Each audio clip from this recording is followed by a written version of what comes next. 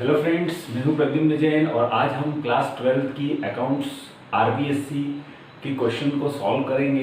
तो हमारी जो सीरीज चल रही है उसी सीरीज में आगे आज अपना टॉपिक लेंगे, अगला क्वेश्चन लेंगे। न्यूमेरिकल क्वेश्चन है question number 3 chapter number 2 admission of partner का क्वेश्चन नंबर 3। आज उसको अपन सॉल्व करते हैं और समझते हैं। तो मैं यहाँ पर लिख देता हूँ क्वेश्चन 3 और ये आ गया न्यूमेरिकल क्वेश्चन। ठीक है, ये क्वेश्चन नंबर 3 है। अगर क्वेश्चन को मैं रीड कर देता हूं एक बार पहले। एक्स और वाई दो पार्टनर्स है जिनका ओल्ड प्रॉफिट शेयरिंग रेशियो है 2:1। ऑलरेडी दो पार्टनर है एक्स एंड वाई जिसका प्रॉफिट शेयरिंग रेशियो है 2:1।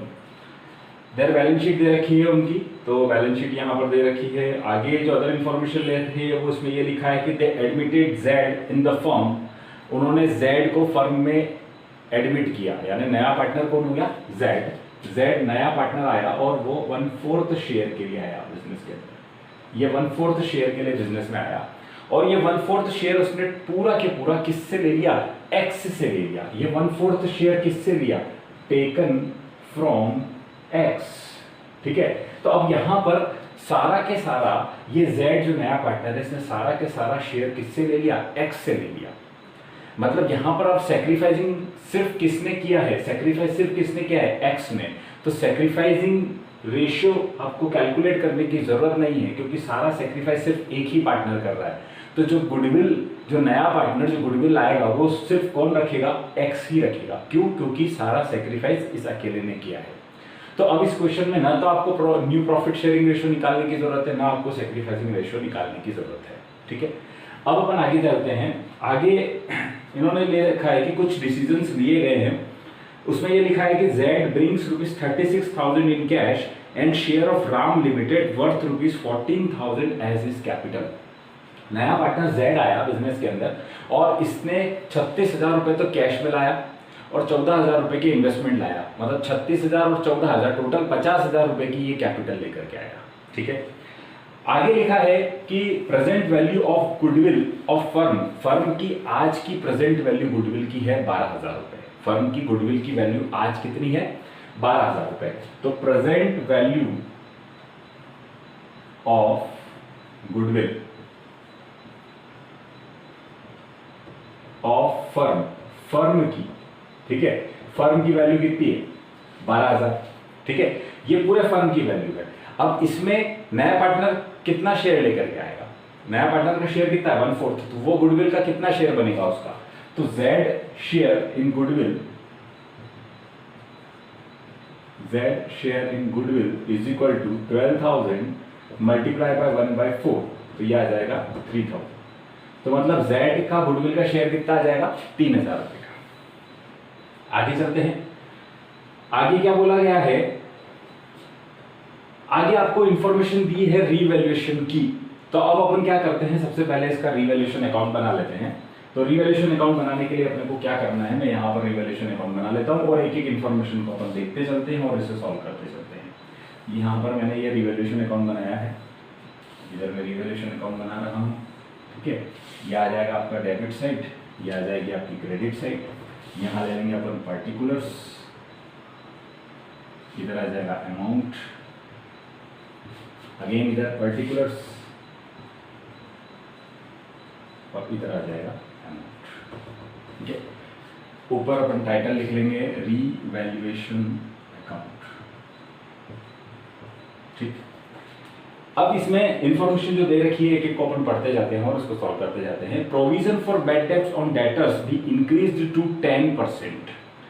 मतलब प्रोविजन फॉर बैड डेब्ट जो ऑलरेडी बना हुआ है, जो कि कितना बना हुआ है? ओल्ड बैलेंस शीट के अंदर 1,200 रुपए का बना हुआ है और उसको आपको इंक्रीज करके 10% तक ले जाना है। ठीक है, इंक्रीज्ड टू 10%, उसको 10% तक इंक्रीज करना है। ठीक है, तो बैलेंस शीट के अंदर आपको डेटर्स दे रखे हैं 16,000 रुपए के। तो 16,000 का 10% कितना होता है? 1,600। आपको ये प्रोविजन कितने तक बढ़ाना है? 1600 तक बढ़ाना है। और अभी ये प्रोविजन कितना है बैलेंस शीट के अंदर? 1200 है। तो आपको कितने से इंक्रीज करना है?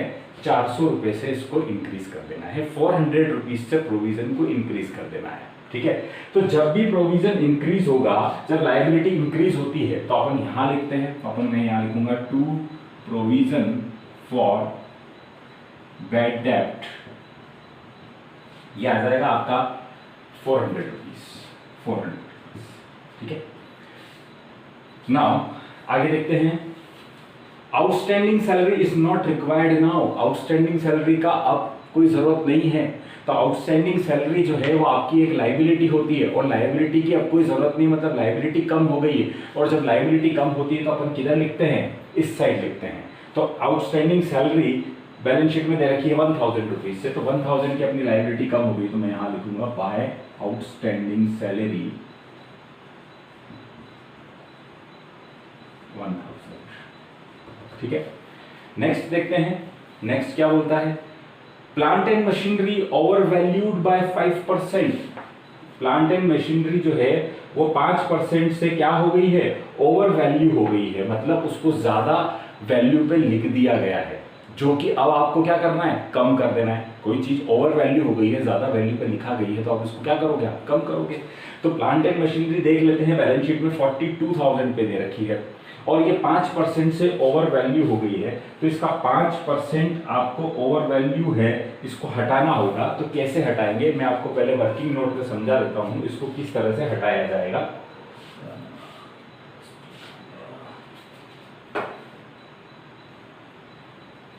चलिए मैं यहां पर सॉल्व करके बता देता हूं आपको, इधर बता देता हूं। बैलेंस शीट के अंदर, यहां बैलेंस शीट के अंदर प्लांट एंड मशीनरी की वैल्यू दी है 42,000। ठीक है, अब आपको क्या करना है, ये 42,000 ऑलरेडी किस पे है, ऑलरेडी 5% बढ़ा हुआ है। तो जिस पोजीशन पे ये अभी होता है उसको तो अपन डिनोमिनेटर में डालेंगे, मतलब ये 105% पे है, और आपको कितना निकालना है, ओनली 5% निकालना है। तो इसको यहाँ पर मल्टीप्लाई कर दोगे 5 से।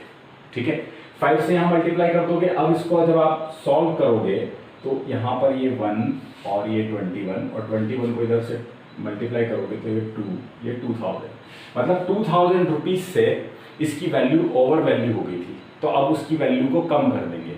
प्लांट एंड मशीनरी असेट है, उसकी वैल्यू कम होती है, असेट की वैल्यू कम होती है, तो अपन डेबिट साइड में लिखते हैं। तो टू प्लांट एंड मशीनरी, यहाँ पर मैं कैलकुलेशन भी शो कर देता हूँ, 42,000 इंटू 5 डिवाइड बाय 105, तो ये आ जाएगा 2000 रुपीज। ठीक है, नेक्स्ट,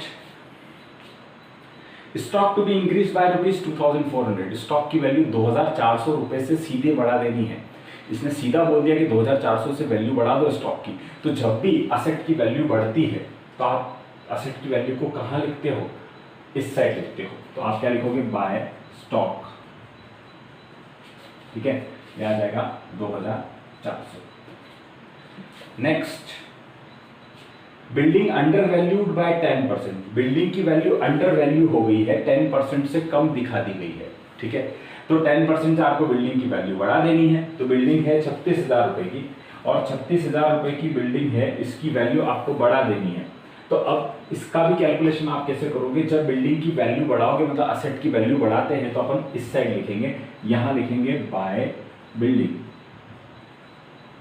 अकाउंट। ठीक है, ऑलरेडी बैलेंस शीट के अंदर इसकी वैल्यू आ रही है बिल्डिंग की 36,000 रुपए, तो 36,000 ले लिया, मल्टीप्लाई कर देंगे आज ये किस पोजीशन पे है, तो ये 10% से कम वैल्यू करी गई है, मतलब आज ये 90% पे है, तो जो पोजीशन आज की है वो नीचे लिख देंगे।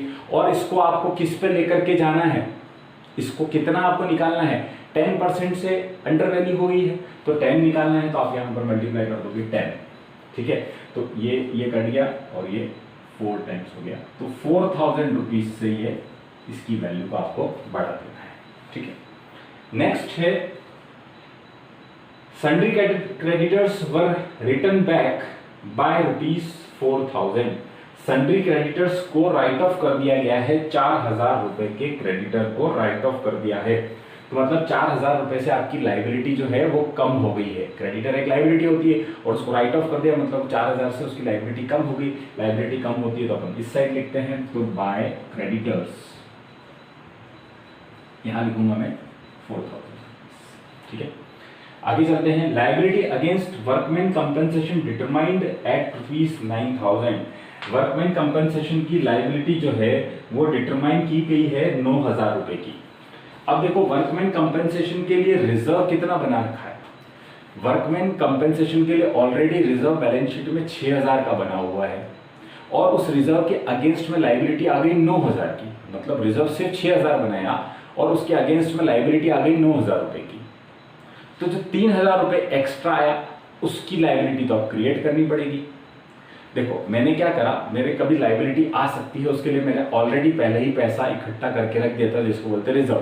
तो वर्कमैन कंपेंसेशन के लिए मैंने रिजर्व ऑलरेडी इकट्ठा करके रख रखा था 6,000 रुपए का, और जब मुझे पता पड़ा कि मेरी लाइबिलिटी आ गई 9,000 रुपए की, तो मतलब मेरी एक्स्ट्रा लाइबिलिटी कितनी आई 3,000 की। वो 3,000 की लाइबिलिटी को अपन यहाँ लिखना होगा। तो लाइबिलिटी जब इंक्रीज होती है तो अपन इस साइड में लिखते हैं, तो यहाँ लिखेंगे टू वर्कमैन कंपेंसेशन, ठीक है। यहां पर अपन ने 3,000 से इसकी लायबिलिटी को बढ़ा दिया है, ठीक। ये सारा इतना ही दे रखा है इसके अंदर। अब आपसे इसका आपको प्रॉफिट या लॉस को निकालना है, तो प्रॉफिट या लॉस कैसे निकालेंगे, तो मैं डायरेक्टली यहां पर लिख देता हूं, ये हो गया 11,400 और इधर ये आ जाएगा 11,400 में से ये 6, 5, 4,500, इसमें से माइनस करोगे तो 6,000 बच जाएंगे। 6,000 को ओल्ड रेशियो में बांटना है। ओल्ड रेशियो क्या हो जाएगा 2:1। तो अब प्रॉफिट यहाँ आ जाएगा to profit transferred to X capital account and Y capital account, ठीक है। 6,000 को 2:1 में आप डिवाइड करोगे तो एक का आ जाएगा 4,000, एक का आ जाएगा 2,000, तो टोटल ही हो जाएगा 6,000, ठीक है।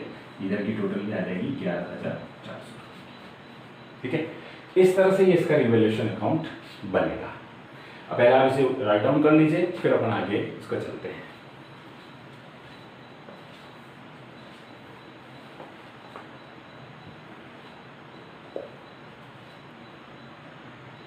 चलिए अब आगे इसका पार्टनर्स कैपिटल अकाउंट बनाएंगे अपन इसी क्वेश्चन का।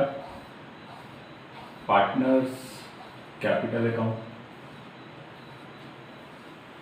3 पार्टनर्स हैं, तो अमाउंट के 3 कॉलम खोलेंगे अपन, एक्स का, वाई का और जेड का। एक्स का, वाई का और जेड का। ये हो जाएगी आपकी डेबिट साइड, ये हो जाएगी आपकी क्रेडिट साइड।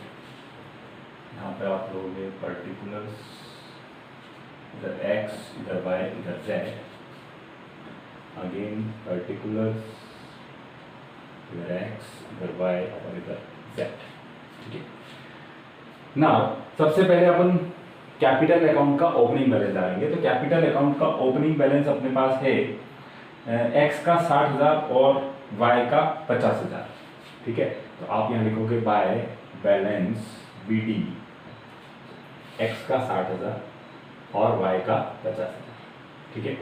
ये तो आपने ये ले लिया ओपनिंग बैलेंस। नाउ अब ये कैपिटल का पैसा लाया था 36,000 तो कैश में लाया था और 14,000 के इन्वेस्टमेंट यानी शेयर्स लेकर के आया था। तो आप यहाँ लिखोगे बाय कैश, या आप बाय बैंक भी ले सकते हो, जैसा भी हो, बाय बैंक ले लेते हैं अपन। तो 36,000 रुपये ये लाया था इसमें, और बाय इन्वेस्टमेंट ले लेते हैं अपन, ठीक है। इन्वेस्टमेंट आ गए 14,000, ठीक है। अब आगे देखते हैं अपन, बैलेंस शीट के अंदर ऑलरेडी एक रिजर्व पड़ा हुआ है, जनरल रिजर्व पड़ा हुआ है 9,000 रुपए का। वो 9,000 रुपए का जनरल रिजर्व ओल्ड पार्टनर्स में ओल्ड रेशियो में बढ़ जाएगा। तो ओल्ड रेशियो कितना है 2:1, तो 9,000 का जो 9,000 का जो रिजर्व है वो 2:1 में दोनों पार्टनर्स में बांट दिया जाएगा। तो यहाँ लिखेंगे अपन बाय जनरल रिजर्व, ठीक है। 9,000 का 2:1 हो जाएगा 6,000 और 3,000, ठीक। आगे चलते हैं रिवैल्यूएशन अकाउंट से, सॉरी पहले गुडविल का ट्रीटमेंट कर लेते हैं। अब इस क्वेश्चन में सारा सेक्रीफाइस किसने किया है, एक्स ने। क्यों? क्योंकि Z को सारा शेयर किसने दिया है? X ने। तो जो गुडविल का शेयर बनेगा Z का, वो सारा के सारा कौन रखेगा? X रखेगा। तो अब यहां पर आप ले लोगे बाय गुडविल X के अंदर ले लोगे 3000 रुपये। मैंने वर्किंग नोट में बनाया के बता दिया था आपको 3000 की वैल्यू कैसे आई। तो 3000 का शेयर जो है वो यहाँ पर सीधा X के पास चले जाएगा, ठीक है। और जो रिवैल्यूएशन अकाउंट अभी अपन ने बनाया था उसका प्रॉफिट जो है वो दोनों पार्टनर का यहाँ पर डिस्ट्रीब्यूट हो जाएगा। तो प्रॉफिट एक का आया था 4000 और एक का आया था 2000, ठीक है। और इंफॉर्मेशन इसमें दे रखी है, एक क्वेश्चन के अंदर एक ओल्ड बैलेंस शीट के अंदर ओल्ड गुडविल भी दे रखी है, और वो ओल्ड गुडविल है 3000 रुपए की। तो जो ओल्ड गुडविल है उसको राइट ऑफ करते हैं ओल्ड रेशियो के अंदर। तो गुडविल राइट ऑफ की एंट्री यहां आ जाएगी टू गुडविल अकाउंट, ठीक है, 2000 और 1000, ठीक है। ये गुडविल राइट ऑफ की एंट्री हो जाएगी। फिर अपन क्या करेंगे, यहाँ पर लास्ट में इसका क्लोजिंग बैलेंस लिख देंगे सीधा, ठीक है। यहाँ पर आपकी टोटल हो जाएगी इधर और इधर भी आपकी टोटल हो जाएगी, ठीक है। अब सबसे पहले इधर की टोटल कर लेते हैं। तो ये टोटल आ जाएगी आपकी 73,000, इधर हो रही है 55,000 और इधर हो रही है 50,000, ठीक है। ये की सेम टोटल यहाँ हो जाएगी 73,000, 55,000 एंड 50,000, ठीक है। अब इसका बैलेंस निकलेगा 73 में से 2 गया तो बचा 71,000, 55 में से 1 गया तो बचा 54,000 और इसका तो पूरा के पूरा 50,000 ऐसा कैसा बच जाएगा। तो ये आपके क्लोजिंग बैलेंसेस निकल जाएंगे, ठीक है। नाउ अब अपन इसकी बैलेंस शीट को प्रिपेयर करेंगे, ठीक है। इसी क्वेश्चन की बैलेंस शीट बनाएंगे। यहाँ पर मैं ले लेता हूँ बैलेंस शीट, ठीक है। फॉर्मेट बना देते हैं इसका पहले।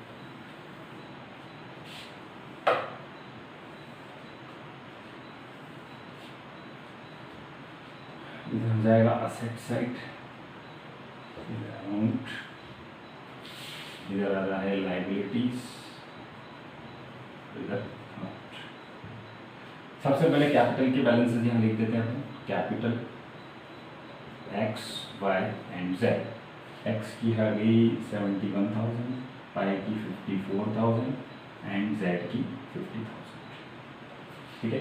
सबसे पहले अपन लायबिलिटी साइड को कंप्लीट कर लेते हैं। क्रेडिटर्स ले लेते हैं इसके बाद, क्रेडिटर्स, ठीक है। क्रेडिटर्स अब बच गए हैं 26,000 रुपए के। तो क्रेडिटर्स कितने हो जाएंगे? 26,000, ठीक है। वर्कमैन कंपनसेशन की लायबिलिटी, वर्कमैन कंपनसेशन, ठीक है, लायबिलिटी या आप बोल सकते हो रिजर्व भी बोल सकते हो, ये 9,000 की, क्योंकि 9,000 की लायबिलिटी आ रही है तो 9,000 की आपने यहाँ पर लायबिलिटी लिख दी है, ठीक है। वर्कमैन कंपनसेशन लायबिलिटी आ गई 9,000 की लायबिलिटी, ये लिख देता हूँ, ये 9,000 की, ठीक है। ये हो गया, ये हो गया, ये साइड कंप्लीट हो गई। अब अपन असेट्स की साइड में चलते हैं। असेट साइड में सबसे पहला जो अपना है वो आ रहा है डेटर्स आ रहा है। तो डेटर्स ओल्ड बैलेंस शीट में दे रखा है आपको 16,000 रुपये का, तो 16,000 ही हो गया। उसमें से अभी अपन ने जो प्रोविज़न बनाया था, पहले प्रोविज़न 1200 का बना था, 400 और बनाया तो टोटल प्रोविज़न हो गया 1600। तो यहाँ से माइनस कर दोगे आप 1600, ठीक है। तो ये आ जाएगा आपका 14,400 रुपये, ठीक है। ये 14,400 आ गया। अब ले लेते हैं स्टॉक की वैल्यू। स्टॉक की वैल्यू अब हो जाएगी आपकी 45,400 रुपीज़ की स्टॉक, क्योंकि स्टॉक में भी चेंजेस हुआ है। स्टॉक 2400 रुपये से बढ़ गया है, 2400 रुपये से बढ़ गया तो इसकी वैल्यू आ गई 45,400, ठीक है। Plant and machinery, plant and machinery, plant and machinery में भी चेंजेस होने के बाद इसकी वैल्यू बच गई है 40,000 की, यह आ जाएगा 40,000। उसके बाद आपको ले लेना है प्लांट एंड मशीनरी के बाद बिल्डिंग। बिल्डिंग में कोई चेंजेस नहीं हुआ है तो बिल्डिंग यू लिख देंगे अपन 40,000 का। सॉरी, बिल्डिंग में भी चेंजेस हुआ था, बिल्डिंग में भी चेंजेस हुआ था तो वो चेंज होने के बाद उसकी वैल्यू आ गई 40,000 की, ठीक है। ना आगे चलते हैं अपन। अगला जो अपना बच गया है बिल्डिंग के बाद फर्नीचर, ठीक है। तो अब ले लेते हैं अपन फर्नीचर को यहाँ पर एक मिनट, कुछ छूट गया है आई थिंक। बिल्डिंग ले लिया है, नहीं फर्नीचर नहीं था इसमें। अच्छा बिल्डिंग हो गया, उसके बाद एक वो आपने इन्वेस्टमेंट किया था ये 14,000 का शेयर्स में, तो ये भी इन्वेस्टमेंट आपको यहाँ पर शो करना पड़ेगा। तो यहाँ ले लोगे आप इन्वेस्टमेंट 14,000 का, ठीक है। अब लास्ट ले लेते हैं अपन बैंक अकाउंट का बैलेंस। तो अब यहाँ पर मैं ले लेता हूँ बैंक में सबसे पहले ओपनिंग कितना पड़ा था, ओपनिंग था अपने पास 17,200 रुपये का, ठीक है। तो ये 17,200 का ओपनिंग था, प्लस ये 36,000 रुपये ये लेके आया, प्लस 36,000, प्लस और कहाँ से आया पैसा अपने पास,